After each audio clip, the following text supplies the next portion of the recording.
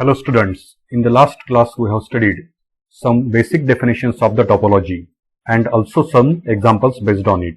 So in the last class we have studied definition of a topology, then the definition of a topological space. We have seen some examples on that. We have also defined the open set and also we have defined the discrete topology and indiscrete topology. Now in today's class, we are going to study some more definitions about the topology, such as the finite complement topology, finer topology, coarser topology, strictly finer topology, and strictly coarser topology, as well as when thus the topologies are said to be comparable. But before going to that, let us first of all revise whatever we have studied in the last class in short, as those are the very important things which we have studied in the last class. So let us begin with the revision of the last class and with the definition of the topology. In last class at the beginning we have defined the topology on a set X, and the definition was, if X is a set, then a collection of subsets of X is said to be a topology on set X if it satisfies three properties. The first property is that collection should contain empty set phi as well as the complete set X. Number second condition is, if we take any number of elements from that collection tau, then their union must again be an element of that collection tau. And third condition is that if we take finite number of members from that collection tau, then their intersection must again be an element of that collection tau. So like such we have defined the topology, and we have studied this definition in detail. After that, we have defined the topological space. It was, if we have a set X on which a topology tau has been specified, means defined, then that X along with the topology tau is called the topological space, and that we denote by the notation ordered pair X comma tau. And many times, instead of writing in this manner, for our convenience, we simply write X as a topological space. Then we have defined the open set of X as, if X is a topological space with the topology tau, then if U is an element of tau, then U is said to be the open set of X. So like such we have defined the open set of X. After these definitions of topology, topological space, open set, we have also studied examples of that topology in detail, that we have studied by considering the 9 different examples. We have in detail studied what is meant by the topology and topological space. After that, we have stated that not every collection of subsets of X is always a topology on X, as we have shown that if we consider some collections of subsets of X as those were covered in these two examples. So definitely these are the collections of subsets of X, but neither of them was a topology on X. After that, we have defined the discrete and indiscrete topology, and those were defined as, if X is a set, then the collection of all subsets of X is always a topology on X, and it is called the discrete topology. And if we consider the collection consisting of only two subsets of X, and those are the X itself and the empty set phi, then that collection is again always a topology on X, and it is called the indiscrete topology or the trivial topology. And examples of these also we have studied in the last class. The examples were, so this last one, 9th one example was the example of the discrete topology, and the first one example, this tau one, was the example of the indiscrete topology. So this much we have studied in the last class. Now in today's class we are going to study some more definitions and concepts. So let us begin with the first one, finite complement topology. So next example is the example number 3rd, finite complement topology. Let X be a set, let tau F be the collection of all subsets U of X such that X minus U either is finite or is all of X. See here how we are defining the collection tau F. Let X is a set and tau F denote the collection of all subsets U of X such that the difference set X minus U is either finite or that difference set X minus U is all of X. In such a way we have defined the TOEF. Then TOEF is a topology on X and it is called the finite complement topology. So this is the definition of the finite complement topology. Now we'll check that this TOEF is a topology on X. So that we'll check now. See here, first condition. Obviously empty set and the complete set X both are in TOEF. Why they are in TOEF? Because if you consider first of all for the X, then the difference of X from X is the X minus X is obviously the empty set, and the empty set is finite. Therefore, by definition of this TOEF, this X is a member of TOEF. Again, if we consider the empty set phi, then the difference of empty set phi from the set X is equal to the X. All of X means it is equal to X. Therefore, by definition of TOEF, this phi is again a member of TOEF. Therefore, first condition is verified here that the collection TOEF contains complete set X as well as the empty set phi. Now, we'll check the second condition.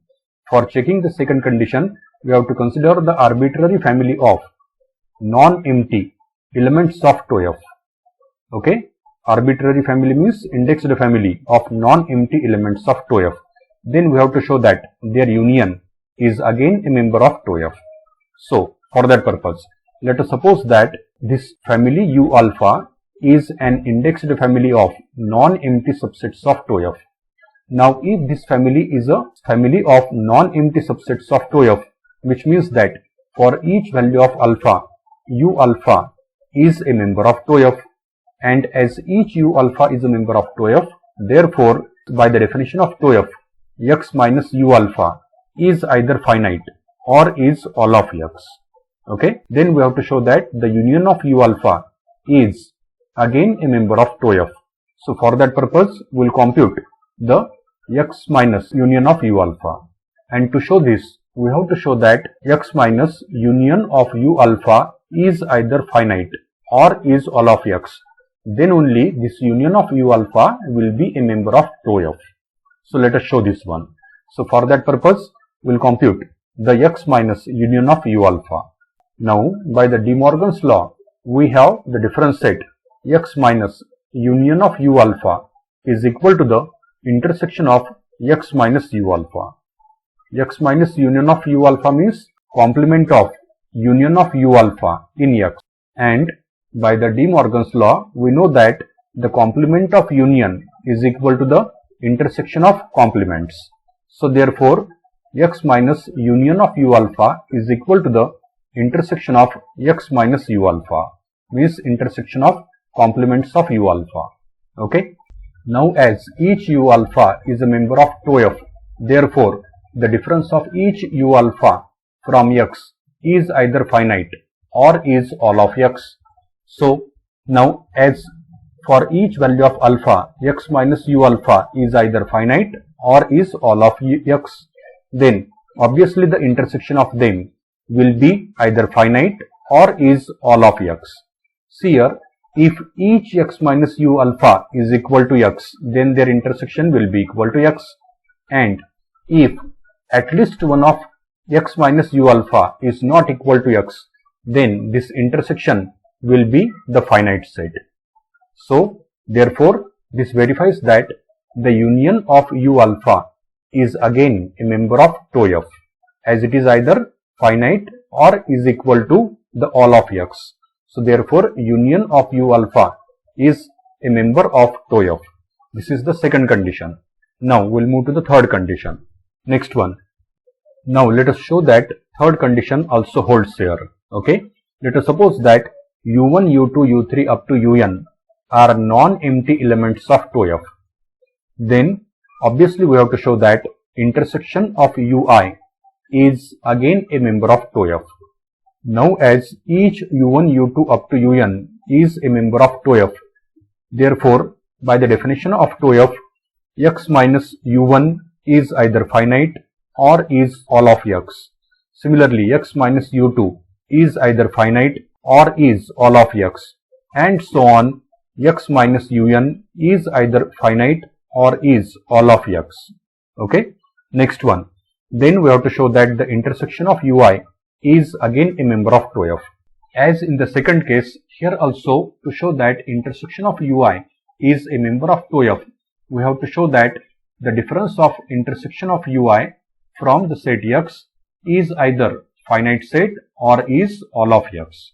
So for that purpose, again we are going to use the De Morgan's law. Next, by the De Morgan's law, we have the complement of intersection is equal to the union of complements. So therefore we have x minus intersection of ui over I equal to 1 to n is equal to the union of x minus ui over I equal to 1 to n. This is by the De Morgan's law, because by the De Morgan's law we know that the complement of intersection, left hand side is the complement of intersection, and it is equal to the union of complements. This is by the De Morgan's law. Next, now as we have already stated that as each ui is a member of 2f, therefore its complement in x, that is x minus ui, is either finite or is all of x. So the right hand side is the union of finite number of sets, each one of which is either finite or is all of x, and the union of finite number of finite sets is finite set. So therefore this union on the right hand side is either a finite set or is all of x, and as this right hand side is either finite or is all of x, therefore it is clear that this intersection ui is again a member of 2f, and this is by the definition of 2f. Like such, we have shown that this collection 2f satisfies all three conditions required for being a topology on x, and therefore this collection 2f is a topology on x, and this topology is called the finite complement topology. So likewise we have solved this example number 3rd. Now next one is the example number 4th, which is similar to the example number 3rd. Let x be a set, let 2C be the collection of all subsets u of x such that x minus u either is countable or is all of x. Then this 2C is also a topology on x. Why it is a topology on x? If you observe this, then this is similar to the earlier 3rd example. The only change is that x minus u is either countable in this 4th example, and in the 3rd example it was finite. That is the only change between these two examples. Okay. Now we can check that this collection 2C is a topology on x. So we'll check. First of all, we know that the empty set is such that x minus empty set is equal to x. So therefore it is a member of 2C. So therefore phi is a member of 2C. Next, again if we consider the capital X, then x minus x is equal to phi, and empty set is countable set. Therefore x is also a member of 2C. So phi as well as x both are in 2C. Therefore first condition is verified. For the second condition, if we consider u alpha as the indexed family of members of this collection 2C, then again by using the De Morgan's law, it can be shown that the x minus union of u alpha, x minus union of u alpha, this is equal to the intersection of x minus u alpha. Now as each u alpha is a member of 2C, okay, as each u alpha is a member of this collection 2C, therefore each x minus u alpha is either countable or is all of x, and we know that the intersection of countable sets is countable, which was studied in the first chapter, countable and uncountable sets. So therefore the right hand side is either a countable set or it is all of x, and therefore as the difference of union of u alpha from x is countable or is all of x, therefore by the definition of the collection 2C, this union of u alpha is a member of tau C. So the second condition is also verified. And for the third condition, again we will take U1, U2 as the finite number of U1, U2 up to the UN as the finite number of elements of tau C. If U1, U2 up to UN are the finite number of elements of tau C, then we have, again by the De Morgan's law, X minus intersection of Ui over I equal to 1 to N over I equal to 1 to N is equal to, so this is equal to the union over I equal to 1 to N, union over I equal to 1 to N of X minus Ui.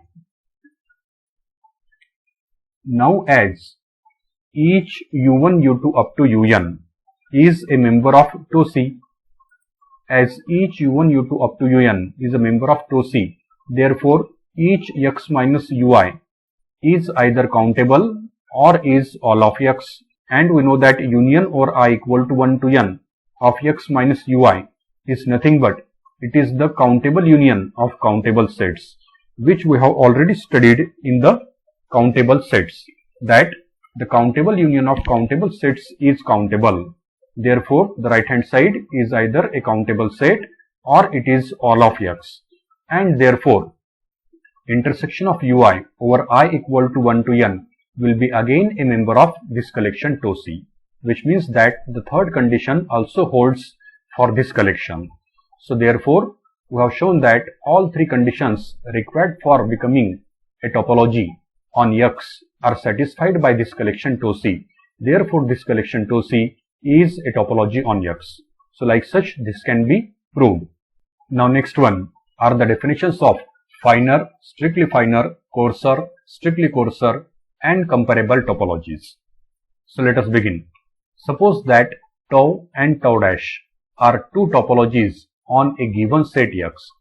On the same set X, suppose we have two topologies tau and tau dash, and if tau dash contains tau, if tau dash contains tau means if tau dash is a superset of tau, then we say that tau dash is finer than tau. See here, if tau dash contains tau, then we say that tau dash is finer than tau. Next, if tau dash properly contains tau, means if tau dash is a proper superset of tau, then we say that tau dash is strictly finer than tau. Next, if tau dash is finer than tau, means if tau dash contains tau, then we also say that tau is coarser than tau dash. Means if tau is a subset of tau dash, then we say that tau is coarser than tau dash. And if tau is a proper subset of tau dash, then we say that tau is strictly coarser than tau dash. So like such, we have four definitions: finer, strictly finer, coarser, strictly coarser. And the last one, two topologies tau and tau dash are said to be comparable if either tau dash contains tau or tau contains tau dash. Means either if tau dash is finer than tau or tau is finer than tau dash.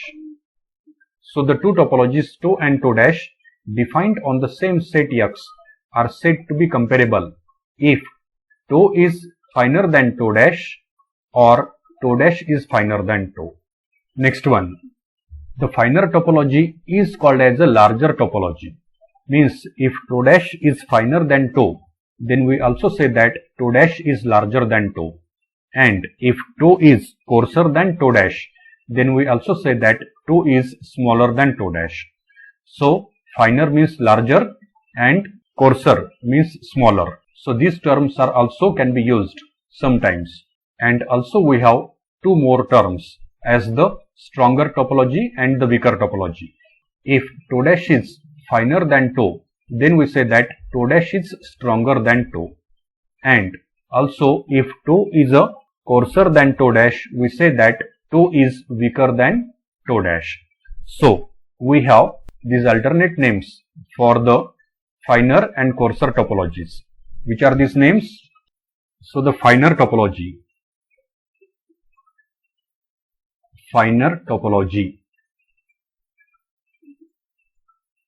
is also called as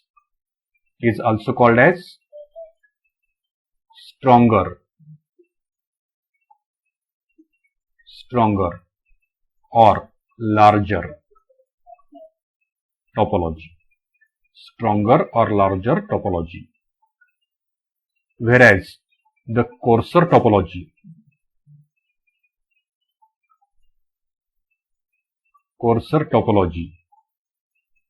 is also called as weaker or smaller topology. So these are the alternate names for the finer and coarser topology. But to avoid the ambiguity, we will use these terms only. The terms which are defined at the beginning, means the finer topology and coarser topology. These terms we are going to use only. Okay. Now let us see some examples of the finer topology and coarser topology. Let us suppose that we have the set X. Let X equal to the 3-point set having members A, B and C. Suppose this is our set X, and let us consider some topologies on this. Suppose TOE1 is a set which consists of only two members phi and X. Then by our definition, this is a indiscrete topology, also called as a trivial topology. TOE2 is suppose the collection which consists of members phi, X, singleton A. Definitely this is also a topology on X. Then suppose TOE3 is also a collection which consists of members phi, X, singleton A and 2-point set B, C. This is also a topology on X that we have already studied in the last class. Next one, suppose TOE4 is a collection of subsets of X containing the members phi, X, singleton B and set containing B, C. This is again a topology on X. And let us suppose TOE5 is the collection which consists of all the subsets of X. As X contains only 3 members, there can be 2 raised to 3, means the 8 distinct subsets of X, and those are the empty set phi, then the complete set X, then singleton set A, singleton set B, singleton set C, then the 2-point set A, B, 2-point set A, C and the 2-point set B, C. So these are 18 number. Okay. So this is also a topology on X which are discussed in the last class, and this TOE5 this is called as the discrete topology. So we have considered 5 topologies on a set X. Now we observe that this TOE1 is a subset of TOE2. As TOE1 is a subset of TOE2, therefore TOE1 is coarser than TOE2, and at the same time we say that TOE2 is finer than TOE1. Okay. So what we have? So as this TOE1 is a subset of TOE2, as TOE1 is a subset of TOE2, therefore this TOE1 is coarser. TOE1 is coarser than TOE2. TOE1 is coarser than TOE2, and also we say that TOE2 is finer than TOE1. TOE2 is finer than TOE1. TOE2 is finer than TOE1. And if you observe here, then this TOE1 is a proper subset of TOE2. TOE1 is a proper subset of TOE2 because TOE2 contains one member singleton A which is not in TOE1. Therefore, tau1 is a proper subset of tau2. Therefore, more precisely, we can say that this tau1 is strictly coarser than tau2, and at the same time, tau2 is strictly finer than tau1. Also, we observe that this tau1 is a proper subset of tau3 as well as tau4 and tau5, which means that tau1 is strictly coarser than tau3, tau1 is strictly coarser than tau4, tau1 is strictly coarser than tau5, as well as tau3 is strictly finer than tau1, tau4 is strictly finer than tau1, and tau5 is also strictly finer than tau1. So all tau2, tau3, tau4, tau5, all these four are strictly finer than tau1.